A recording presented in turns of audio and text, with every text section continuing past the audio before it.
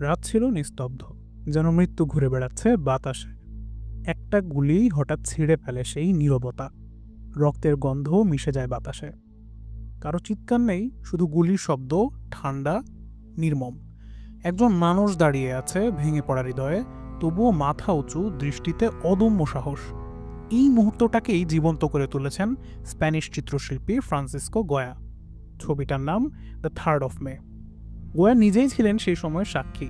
নিজ চোখে দেখেছেন কিভাবে এক রাতে গুলিতে ঝরে পড়েছিল নিরপরাধ মানুষের জীবন। ছবির কেন্দ্রবিন্দুতে একজন নিরস্ত্র মানুষ, হাত দুটো উপরে তুলে আলোয় দাঁড়িয়ে আছে। পেছনে ভয়ে জমে যাওয়া আরও কিছু মানুষ, কারো চোখ বন্ধ, কেউ নিচের দিকে তাকিয়ে, কারোর গা রক্তে ভেজা। সামনের সারিতে দাঁড়িয়ে আছে সিপাহীরা, তাদের মুখ অন্ধকারে ঢাকা, কোনো অনুভূতি নেই। তারা যেন মানুষ নয়, নিছক এক একটা হত্যার যন্ত্র। 1808 সালের 3রা মে মাদ্রিদের রাস্তায় নেপোলিয়নের সৈন্যরা দখল বিরোধী সাধারণ মানুষদের ধরে এনে গুলি চালায়। কোনো বিচার নেই, ক্ষমা নেই। এই গণহত্যার মধ্যেই জন্ম নেয় গোয়ার প্রতিবাদ।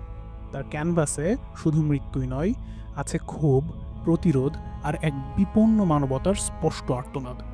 ছবির সেই মানুষটাই যেন বলে ওঠে, আমি কোনো অপরাধী নই, আমি শুধু একজন মানুষ, আমাকে বাঁচাও।